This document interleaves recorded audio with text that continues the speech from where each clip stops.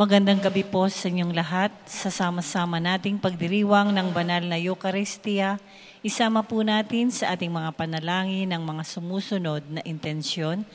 Pasasalamat ng pamilya ni Wilfredo at Cristina Pascua, Juliet Herrera, Adela at Virilio Mutuk, Guadalquiver family, Baby Boy Valenzuela, Larry de la Cruz, Emi Reyes, Luella Balguna, Vincent Paul Tolentino at Gemma Garcena, Darly at Gemma Reolon, Mendoza at Manaloto, para sa natatanging kahilingan ni Janet Reyes, Platon Apeclan, Rolando Malong Jr., para sa kagalingan ni Edith Ancheta, Cora de Leon, Arnil Manaloto, Melvin Gadi, Estelita Mendoza.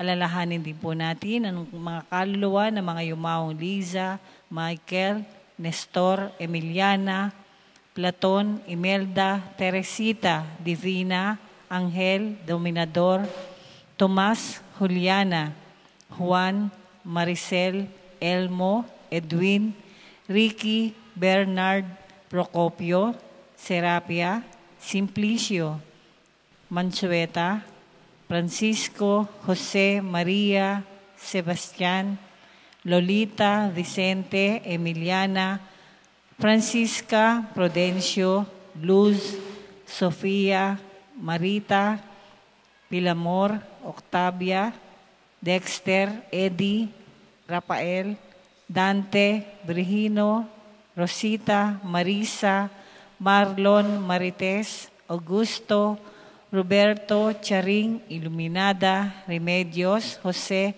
Florante, Melanio, Francisca, Estanislao, at Maria, at para sa lahat ng kaluluwa sa purgatorio. Panawagan ng Catholic Bishops' Conference of the Philippines para sa sama-samang pananalangin. Samahan ninyo kami, O Panginoon naming Diyos, sa patuloy naming pakikipaglaban sa pinsala na dulot ng pandemya ng COVID-19. Ganon din sa mga kaganapang pampolitika na nagdudulot ng pagkawatak-watak ng aming bansa.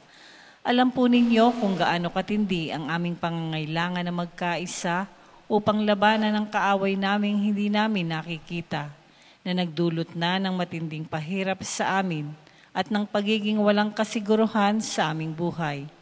Malawakang pagkalat ng impeksyon, ng mga napupuno ng mga paggamutan, pagkawala ng hanap buhay, gutom, malawakang pagkalugi ng mga negosyo at kamatayan. Idinadalangin namin ang aming mga lingkod bayan, ang mga taong nasa pamahalaan, lalo na yung mga nananatiling matuwid at nagpapatuloy maglingkod na may tunay na malasakit at pagmamahal sa aming bansa. Ingatan mo po sila, Panginoon, at bigyan sila ng tapang na manindigan para sa katotohanan at katarungan. Naway ang krisis na ito dulot ng pandemya ay maging daan ng pagbabalik loob at pagbabago ng aming mga puso. Magturo nawa ito sa amin na makapanindigan kami higit pa sa mga personal at pampulitikang interes namin at madala namin ang lahat naming mga pagsisikap para sa kabutihan ng lahat.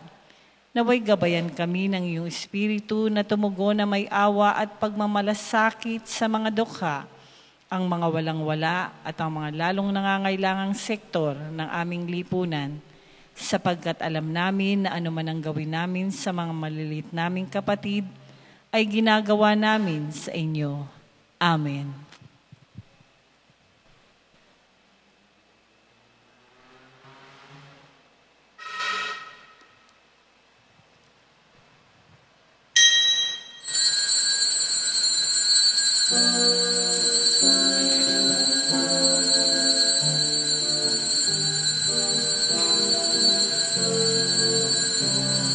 Halina't tayong lahat ay umawit sa Panginoon.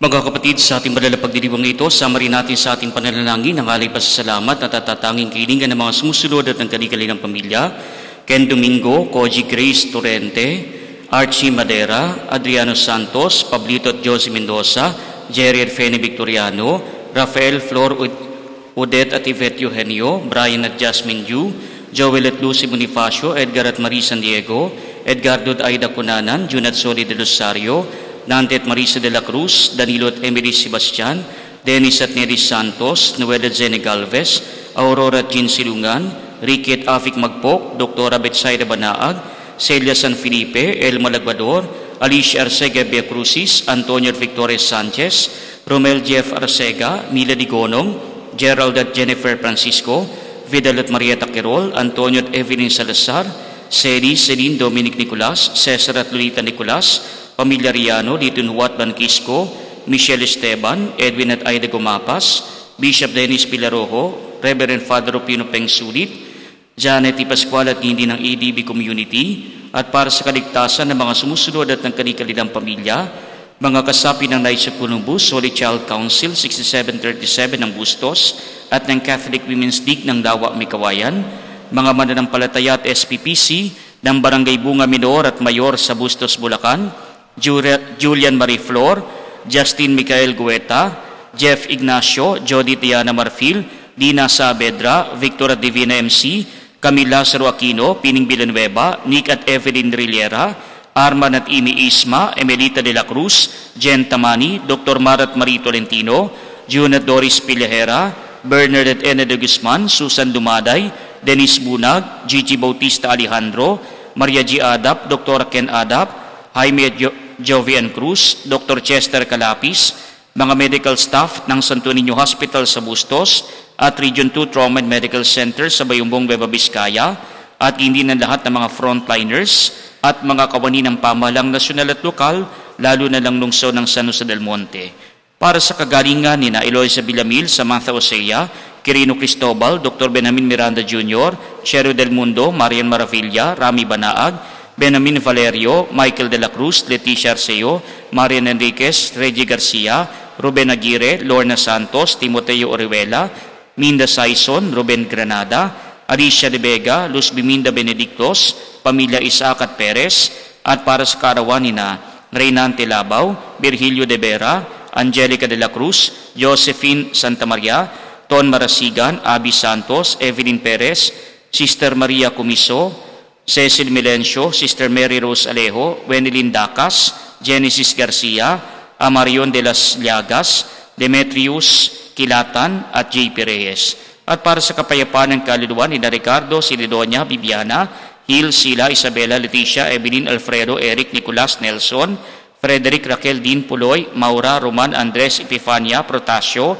Susana, Tanasya, Nestor, Maria Teresita, Ima Concepcion, Domingo, Maximina, Alejandro Enriqueta, Brian Angelo, Maricel Jose Chidora, Justin Lucila Domingo, Rosa, Jocelyn, Daisy, Romel, Jose, Ricardo, Maria, Jose Pipito, Nemesio, Belenchito, at hindi na mga namayapang mga lektor ng Dioceses ng Malolos at ang lahat ng mga kaawa-awang kaluluwa sa purgatorio. Sa ngalan ng Ama at ng Anak at ng Espiritu Santo, Amen. Sumainyo ang Panginoon. At sumayo rin. Mga kapatid, tinipon tayo bilang mga kaanib ng angka ng Diyos, kaya dumulog tayo sa mawaing Panginoon na nagpapatawad sa atin ng lubos. Sinugong tagapagpagaling sa mga nagsisisi, Panginoon, kaawaan kami. Panginoon, kaawaan mo kami. Dumating na tagapaganyayang mga makasalanay magsisi, Kristo, kaawaan kami. Kristo, kaawaan mo kami. Nakaluklukas sa kanan ng Diyos, Ama, para ipamagitan kami, Panginoon, kaawaan mo kami. Panginoon, kaawaan mo kami. Kaawaan tayo na makapangyarihang Diyos, patawarin sa ating mga kasalanan, at patnubayan tayo sa buhay na walang hanggan. Amen. Manalangin tayo. Ama naming makapangyarihan, ang iyong dakilang pagkamawain ay nangingibabaw sa aming ginagawang kabutihan at idinadaing na mga kahilingan. Ang kagandang loob mo sa amin ay gawin mong magumapaw upang kasalanang ipinangangambang ihingi ng kapatawaran nang muli naming takot na ikaw ay lapitan ay yung patawarin ng lubusan at ang pinag-aalangan naming hilingin sa pagdarasal ay yung pagbigyang aming makamtan. Sa pamamagitan ng Jesucristo, kasama ng Espiritu Santo, magpasawalang hanggan. Amen.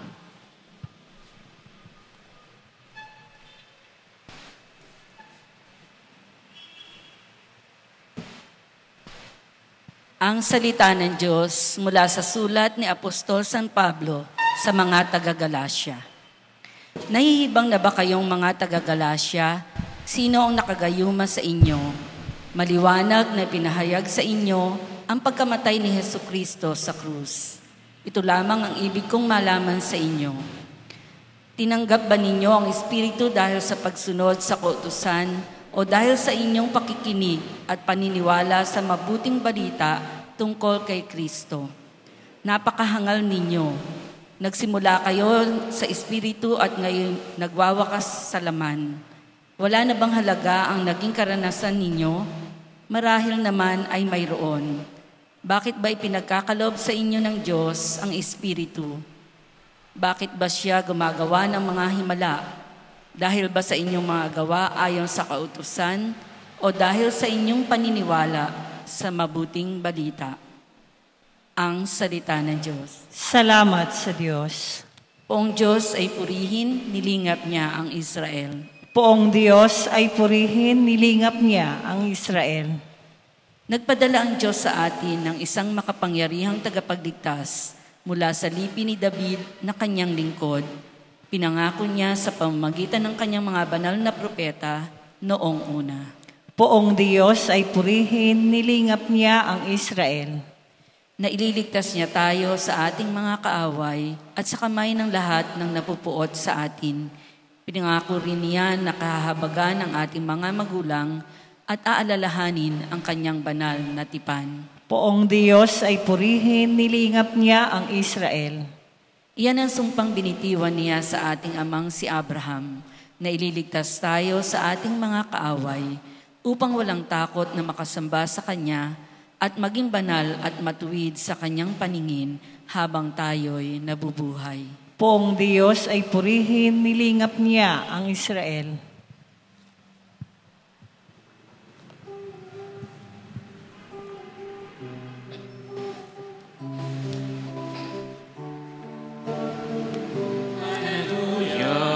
Hallelujah, hallelujah, hallelujah, hallelujah, hallelujah, hallelujah. Sumainyo ang Panginoon At sumayo rin. ang mabuting balita ng Panginoon ayon kay San Lucas. Papuri sa iyo, Panginoon. Noong panahong iyon, sinabi ni Jesus sa kanyang mga alagad, "Ipalagay natin ang isa sa inyo ay nagpunta sa isang kaibigan isang hating gabi at nagsabi, 'Kaibigan, bigyan mo muna ako ng 3 tinapay.' Tumating kasi ang isa kong kaibigang naglalakbay at wala akong maihain sa kanya. At ganito naman ang sagot ng kanyang kaibigan sa loob ng bahay, 'Huwag mo nga akong gambalain. Nakatarangka na ang pinto at nakahiga na kami ng aking mga anak. Hindi na ako makababangon pa upang bigyan kita ng iyong kailangan.' Sinasabi ko sa inyo, hindi man siya bubangon dahil sa kanilang pagkakaibigan, babangon siya upang ibigay ang hihingi ng kaibigan sa pagpupumilit nito.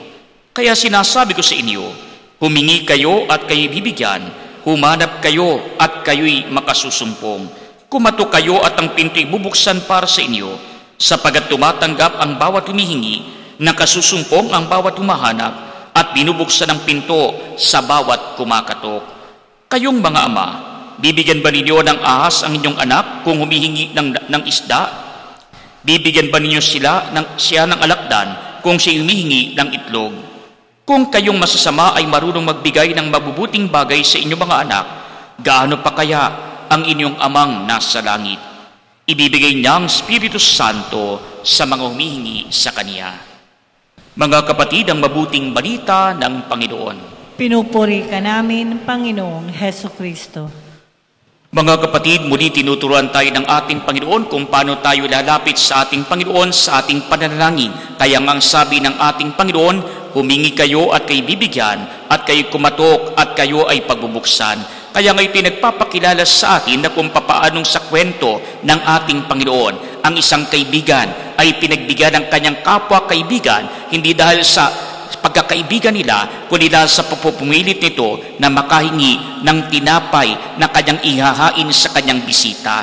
Kaya nga po ang tao na ito, nayayamot man, nakatrangkaman ang pinto, nakaigaman sila ng kanyang mga mahal sa buhay, pero babangon at babangon ito sapagat merong nasa labas na nagpupumilit na makahiram sa kanya ng kahit kaunti na pagkain para maihanda sa kanyang bisita. Kaya nga ang sabi ng ating Panginoon, kung ang mga ama ay nakagagawa ng mabuti sa kanilang mga anak, gaano pa kaya ang amang nasa langit? Sapagat kahit na yung mga ama, kahit na yung ibang mga magulang, masama ang kanilang gawain, mayroon pa rin natitira na kabutihan para sa kanila. Marahil, mayroong ibang mga magulang na kagagawa ng masama laban sa kanilang kapwa, pero mayroon ding mga magulang na kahit na naging masama ang kanilang pakikitungo sa kanilang kapwa, hindi naman 100%, hindi naman totally ay napakasama nila, sapagat meron pa rin sila na pinag-aalayan ng kabutihan at ito ay ang kanilang mga mahal sa buhay, lalo tigit ang kanilang mga anak. Kaya nga ang sabi sa ating mabuting balita, kung kayong masasama ay marunong magbigay ng mabubuting bagay sa inyong mga anak, gaano pa kaya ang inyong amang nasa langit?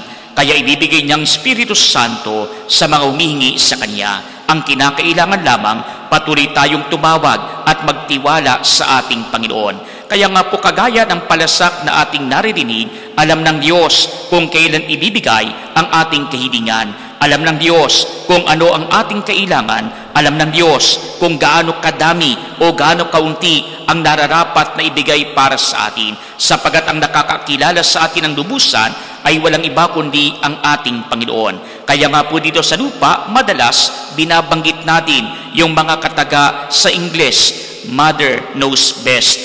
Anong ibig sabihin? Alam ng mga nanay kung anong mas makabubuti para sa kanilang mga anak. Alam nila kung ano ang pinakamainam na ihahandog para sa kanilang anak. Sapagat ang mga nanay at hindi naman ang mga tatay, nakikilala nila ang kanilang mga anak.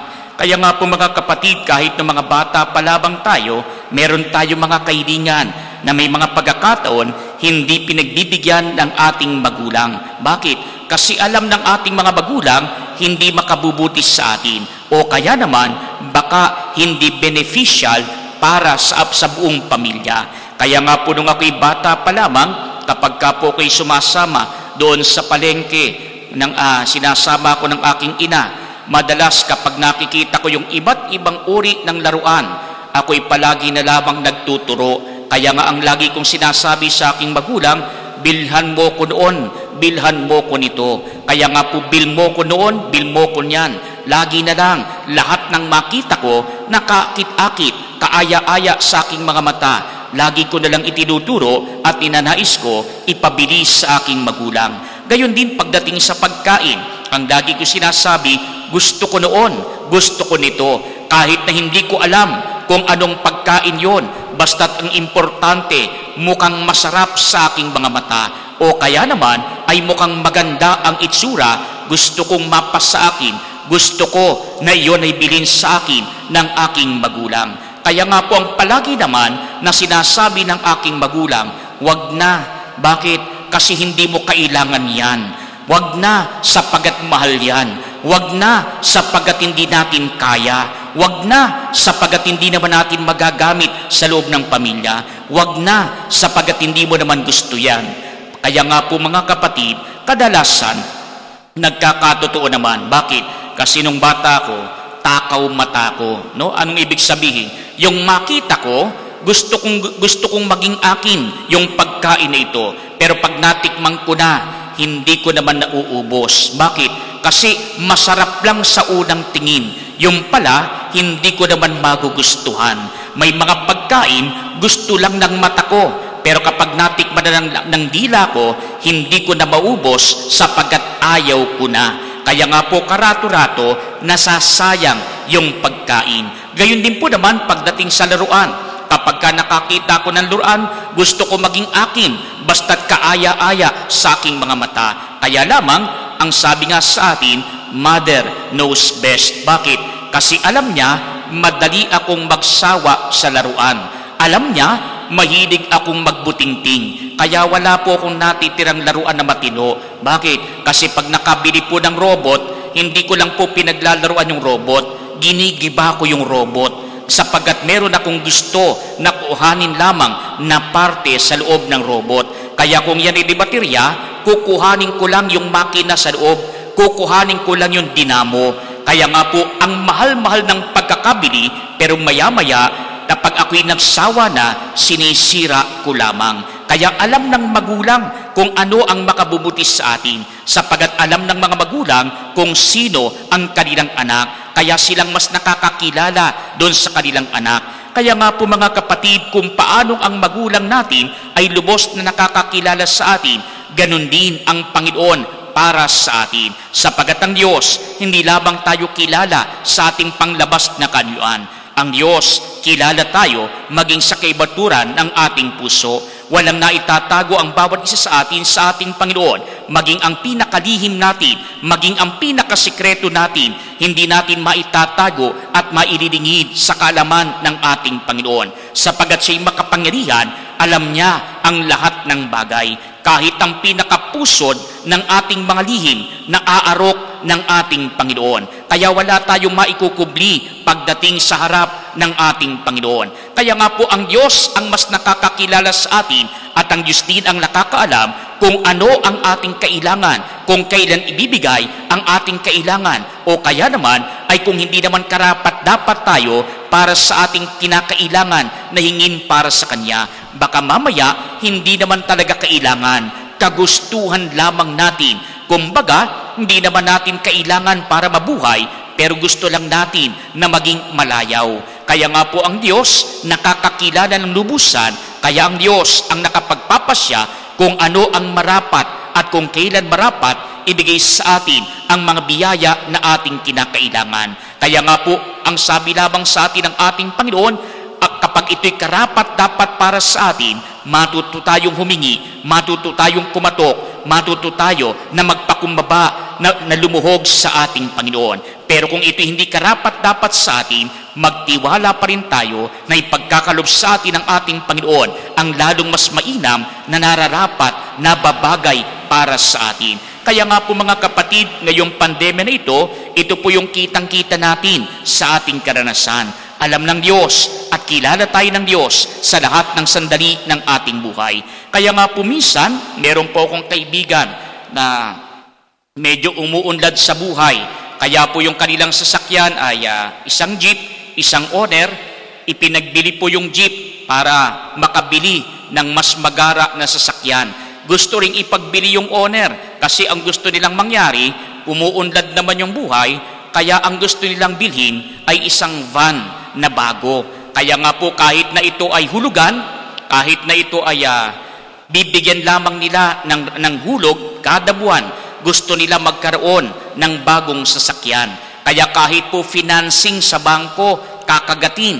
Bakit? Kasi yung jeep nila medyo nagkakasira na, yung owner nila medyo luma na, kaya gusto naman nilang palitan. Una, ng mas bago. Pangalawa, ay mas magtatagal sapagat brand new. Kaya nga po pati yung makina nito maayos. Pati yung lahat-lahat sa sasakyan na ito maayos. Pero alam po ninyo mga kapatid, yun po yung kahilingan nila sa ating Panginoon. Ang naipagbili lamang ay yung kanilang jeep, pero yung kanilang owner hindi na ibenta. Ang kahilingan nila, kahit na maibenta ang lahat ng ito, ng ibang mga sasakyan, basta't makabili lang ng bagong sasakyan. Hindi bali ng maghulog buwan-buwan, total umuunlad naman ang buhay, total kinakaya naman ng kanilang kinikita buwan-buwan. Pero alam po ninyo, kung papaanong ang ina ay nakakaalam ng kung ano ang pinakamainam sa kanilang anak, gayon din ang ating Panginoon sa bawat isa sa atin. Hindi pinagbigyan yung kanilang kahilingan. Ang naibenta lamang yung jeep, yung owner ay hindi, at hindi nila nabili yung sasakyan na gusto nila. Bakit? Kasi alam ng Diyos, at kilala tayo ng Diyos sa kaibuturan ng ating puso. Dumating ang pandemya, kaya po wala na ang trabaho na dating kanilang ginaganap. Kaya nga po naghihirap sa maraming bagay. Ang kanilang owner na lamang ang kanilang ginagamit na kanilang panghatid ng mga paninda na kanilang i-deliver. Kaya nga po hindi nagkatotoo at hindi nagkaroon ng katuparan yung van na kanilang ninanais. Sapagkat kung ito'y pinagbigyan ng Panginoon, diisin sana buwan-buwan mamomroblema sila kung saan kukuha ng ipanghuhulog bilang pambayad sa van na ito. Kaya pala hindi pinagbigyan ng Diyos, sapagkat alam ng Diyos, hindi nila makakaya pagdating ng panahon, sapagkat may darating na pandemya dito sa atin. Kaya nga po mga kapatid, hindi nagdalawang isip ang ating Panginoon na sila'y tulungan. Dangan nga lamang, hindi sa paraan na kanilang inaasahan. Dangan nga lamang, hindi sa biyaya na kanilang inaasahan. Sapagat ang ipinagkalob sa kanilang biyaya, masigit pa sa kanilang inaasahan. Ang hinahanap nila ay yung pagbili lamang ng bagong sasakyan. Pero ang pinagkaloob ng Panginoon sa kanila ay ang kapayapaan ng kanilang kalooban. Sapagkat kung buwan-buwan maghuhulog ka at hindi mo alam kung saan kukuhanin ang iyong ipanghuhulog, sapagkat bumagsak ang iyong trabaho, ano ang mangyayari doon sa kaibigan ko nito? Baka buwan-buwan o araw-araw, baka bawat sandali walang kapayapaan. Bakit? Sapagkat mayat-maya nag-aalala saan kukuha ng ipambabayad. Kaya nga baka mamaya makapaghulog ng kaunti, pero pagdating ng panahon hindi makaya, hahatakin lamang ng bangko o ng kung sino ang pinagkakautangan nila yung sasakyan na ito. Kaya nga po alam ng Diyos kung ano ang nararapat sa kanila. Hindi pinagbigyan sa isang bagay sapagkat merong inihanda na mas mainam ang ating Panginoon. Kaya nga po nung dati, ito lamang yung alam nilang trabaho. Pero ngayon, natuto silang magtanim. Ngayon, natuto sila na umani mula sa kanilang pinaghirapan. Kaya nga po kahit na medyo mahirap yung kanilang kinasadlakan, pero binigyan sila ng panibagong bintana na nadudungawan ng ating Panginoon. Sapagkat binigyan sila ng panibagong oportunidad para magkaroon ng ikabubuhay. Kaya nga po alam ng Diyos kung ano ang marapat. Alam ng Diyos kung anong dapat ibigay sa kanila, at ito ang pinagkaloob ng Panginoon sa kaibigan ko na ito. Kaya nga po hindi pa rin nawala ang pagtulong ng ating Panginoon. Sa ibang paraan nga lamang ang naging pagtulong ng Diyos sa kanila. Kaya gayon din po sa bawat isa sa atin, ang Diyos ay tumutulong sa atin, pero magtiwala tayo sa sariling kaparaanan at sariling kapanahunan ng ating Panginoon. Hindi ang ating panahon, hindi ang ating kagustuhan ang siyang palaging masusunod. Tayo humihingi lamang sa ating Panginoon. Ang Diyos ang magpapala, ang Diyos ang bahala, ang Diyos din ang magbibigay sa atin ng karampatang pagpapala sa takdang panahon na kanyang ninanais para sa atin. Nang sa gayon, mas ma-appreciate natin yung mga biyaya na tinatanggap natin at tatanggapin pa mula sa ating Panginoon. Kaya nga po wag tayong manghihinawa na patuloy tayong kumatok sa pintuan ng langit. Patuloy tayong kumatok sa pintuan ng puso ng ating Panginoon. Nang sa gayon, tayo pagbuksan at sa bawat nating kahilingan, makasumpong tayo ng nararapat na biyaya para sa atin mula sa ating Panginoon. Magsitayo po ang lahat. Mga kapatid, nangako si Kristo sa atin, humingi at kayo'y bibigyan. Lumapit tayo sa ating Amang nasa langit na may kapanatagan at pananalig. Sa bawat panambitan ang atin pong itutugon. Panginoon, dinggin mo ang aming panalangin. Panginoon, dinggin mo ang aming panalangin. Bilang simbahan, naway talaga natin ang ating sarili sa tunay at malalim na buhay pananalangin. Manalangin tayo sa Panginoon. Panginoon, dinggin mo ang aming panalangin. Ang mga taong labis na abala, naway matutong maging bahagi ng kanilang mga gawain ang pananalangin. Manalangin tayo sa Panginoon. Panginoon, dinggin mo ang aming panalangin. Tayo naway patuloy na manalangin kahit na gaano kabigat ang ating kasiraan ng loob. Dahil sa mga pagsubok sa buhay, manalangin tayo sa Panginoon. Panginoon, dinggin mo ang aming panalangin. Ang mga may sakit naway magkaisa sa kanilang pananalangin at sakripisyo sa mga pagpapakasakit ni Kristo. Manalangin tayo sa Panginoon. Panginoon, dinggin mo ang aming panalangin. Ang mga tapat na yumao naway muling mabuhay kay Kristo. Manalangin tayo sa Panginoon. Panginoon, dinggin mo ang aming panalangin. Makapangyarihang Diyos, higit pa sa aming mga imahinasyon ang iyong kabutihang loob at sa mga pamamarang hindi namin maunawaan. Pakinggan mo nawa ang panalangin itinataas namin sa iyo sa pamagitan ni Kristo na aming Panginoon. Amen.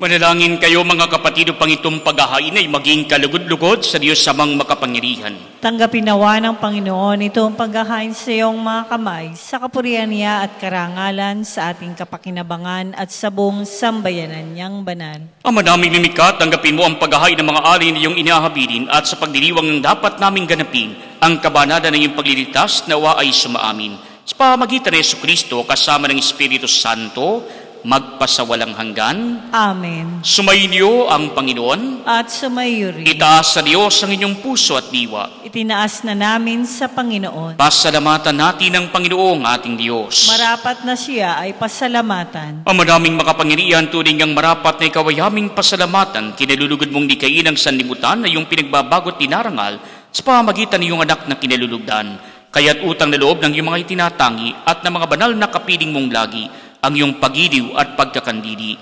Kaya kaisa ng mga anghel na nagsisiawit ng papuri sa iyo nang walang humpay sa kalangitan, kami nagbubunyi sa iyong kadakilaan. Santo, Santo, Santo, Panginoong Diyos ng mga hukbo, napupuno ang langit at lupa ng kadakilaan mo. Hosana sa kaitaasan. Pinagpala ang naparirito sa ngalan ng Panginoon. Hosana sa kaitaasan. Ama naming banal, ikaw ang bukal ng tanang kabanalan, kaya't sa pamagitan ng iyong Espiritu, gawin mong banal ang mga kaloob na ito upang para sa amin maging katawan at dugo ng aming Panginoong Hesukristo. Bago niya pinagtisang kusang loob na maging handog, hinawakan niya ang tinapay, pinasalamatan kaniya, pinagati-hati niya iyon, iniyabot sa kanyang mga alagad at sinabi, tanggapin ninyong lahat ito at kanin. Ito ang aking katawan na ihahandog para sa inyo.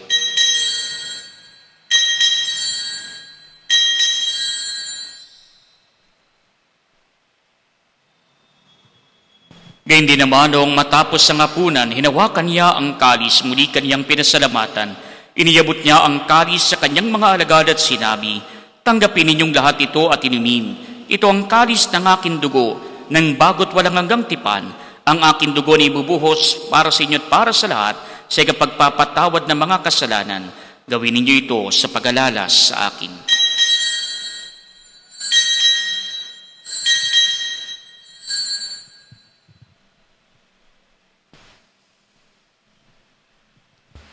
Mga kapatid, ang misteryo ng ating pananampalataya. Si Kristo'y namatay, si Kristo'y nabuhay, si Kristo'y babalik sa wakas ng panahon. Ama, ginagawa namin ngayon ang pag-alala sa pagamatay at muling pagkabuhay ng iyong anak. Kaya tiniaalay namin sa iyo ang tinapay na nagbibigay buhay at ang kalis na nagkakaloob ng kaligtasan. Kami nagpapasalamat dahil kami yung minarapat na tumayo sa harap mo para maglingkod sa iyo. Sinasamo namin kami magsasalos-salos sa katawan at dugo ni Kristo ay mabuklod sa pagkakaisa sa pamagitan ng Espiritu Santo. Ama, ringapin mo ang iyong simbahang laganap sa buong daigdig, puspusin mo kami sa pag-ibig, kaisa ni Francisco naming Papa at ni Dennis naming Obispo at ng Tanang Kaparian. Alalahanin mo rin ang mga kapatid naming nahimlay nang may pag-asang sila'y muling mabubuhay, gayon din ang lahat ng mga pumanaw. Kaawaan mo sila at patulihin sa iyong kaliwanagan. Kaawaan mo at pagindapatin kaming lahat na makasalo sa iyong buhay na walang wakas. Kaysa na mahal na Birheng Maria na ina ng Diyos, ni San Jose ng kanyang kabiyak ng puso, kaysa na mga apostol at ng lahat ng mga banal na namuhay dito sa daigdig ng kalugod-lugod sa iyo, may pagdiwang nawa namin ang pagpupuri sa kararangal mo sa pamagitan ng iyong anak na aming Panginoong Hesu Kristo. Sa pamagitan ni Kristo, kasama niya at sa Kaniya, ang lahat ng parangal at papuri ay sa iyo, Diyos Amang makapangyarihan, kasama ng Espiritu Santo, magpasawalang hanggan. Amen. Mga kapatid, sa tagubili ng mga nakagagaling na utos sa turo ni Jesus na Panginoon natin at Diyos, ipahayag natin ang lakas loob.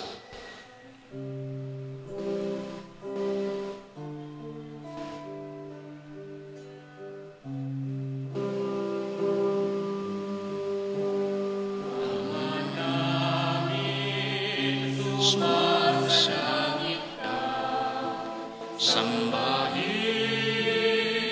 ang ngalan mo, mapasangit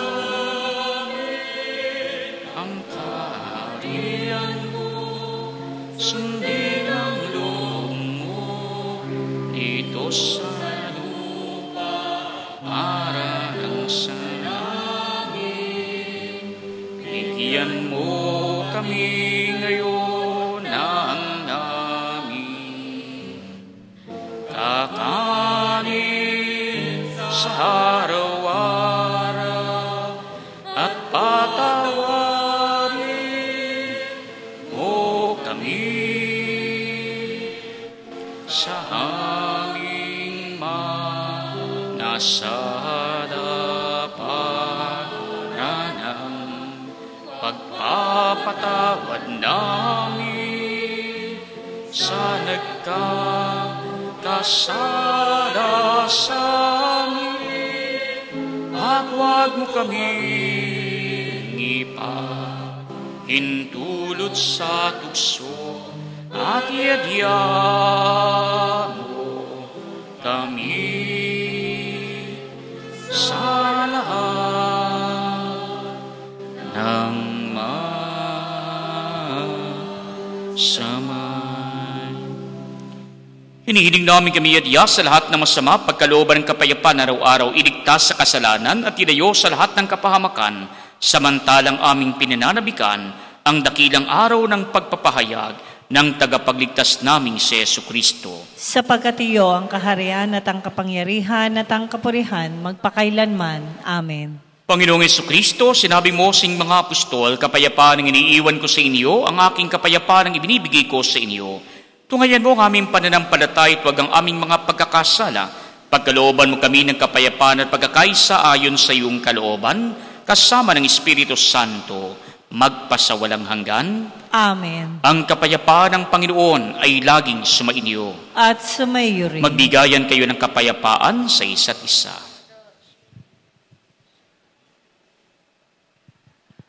Kordero ng Diyos na nag-aalis na mga kasalanan ng sanlibutan, maawa ka sa amin.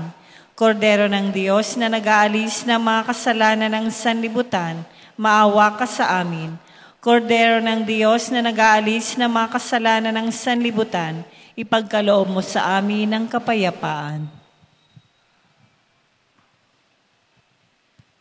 Mga kapatid, ito si Kristo ang Kordero ng Diyos na nag-aalis ng mga kasalanan ng sanlibutan. Mapapalad tayong inaanyayahan sa kaniyang piging. Panginoon, hindi ako karapat-dapat na magpatuloy sa iyo, ngunit sa isang salita mo lamang ay gagaling na ako.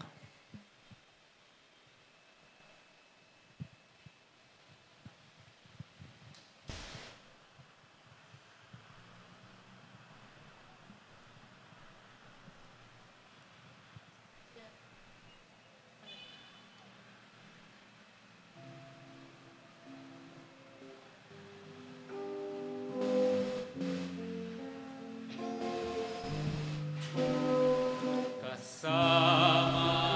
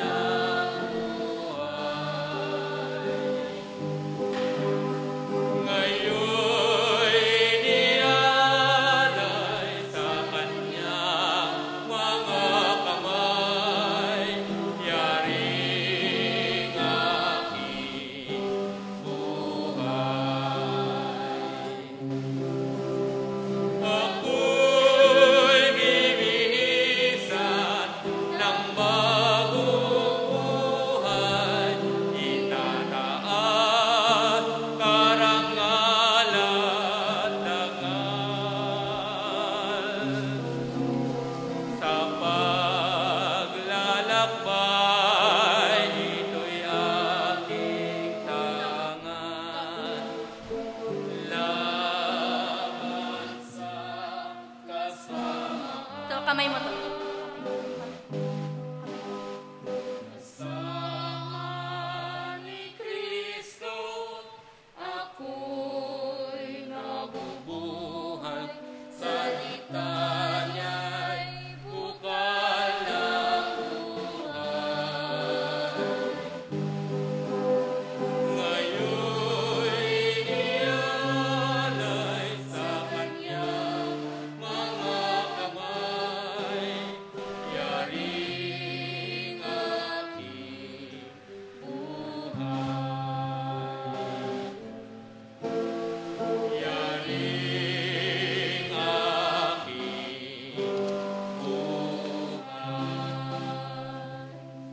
Oratio Imperata kaugnay ng COVID-19. Makapangyarihan at mapagmahal na Ama, nagsusumamo kami sa iyo upang hilingin ang iyong patnubay laban sa COVID-19 na nagpapahirap sa marami at kumitil na ng mga buhay. Gabayan mo ang mga dalubhasang naatasan ng tumuklas ng mga lunas at paraan upang ihinto ang paglaganap nito. Patnubayan mo ang mga lumilingap sa may sakit upang ang pagkalinga ay malaki pa ng husay at malasakit. Itinataas namin ang mga nagdurusa. Makamtanawa nila ang mabuting kalusugan. Lingapin mo rin ang mga kumakalinga sa kanila. Pagkamitin mo ng kapayapaang walang hanggan ng mga pumanaw na. Pagkalooban mo kami ng biyaya na magtulong-tulong tungo sa ikabubuti ng lahat. Pukawin sa amin ang pagmamalasakit sa mga nangangailangan. Nagsusumamo kami na iyong ihinto na ang paglaganap ng virus at ipagadya kami sa lahat ng mga takot. Inihiling namin ito sa pamamagitan ng Jesucristo na nabubuhay at naghaharing kasama mo at ng Espiritu Santo, iisang Diyos magpasawalang hanggan. Amen. Dumudulog kami sa iyong patnubay, mahal na Ina ng Diyos. Pakinggan mo ang aming mga kahilingan sa aming pangangailangan at ipagadya mo kami sa lahat ng kasamaan. Maluwalhati at pinagpalang Birhen. Amen. Mahal na Birheng mapagpagaling sa may sakit. San Rafael Arcangel, ipanalangin mo kami. San Roque, Panalangin mo kami. San Lorenzo Ruiz, Panalangin mo kami. San Pedro Calungsod, Panalangin mo kami. San Pedro Apostol, Panalangin mo kami.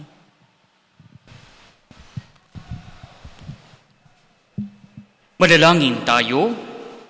Ang madaming mapagmahal, ipagkaloob mong sa pagsasalo namin sa pagkait inuming banal, kami maging katawan ni Kristo na aming pinakinabangan, sa pamagitan niya kasama ng Espiritu Santo, magpasawalang hanggan. Amen. Sumayin niyo ang Panginoon At sumayo at rin. pagpalain kayo ng makapangyarihang Diyos, Ama at Anak at Espiritu Santo. Amen. Humayo kayo sa kapayapaan ni Kristo. Salamat sa Diyos. Purihin at palakpakan natin ang ating Panginoon.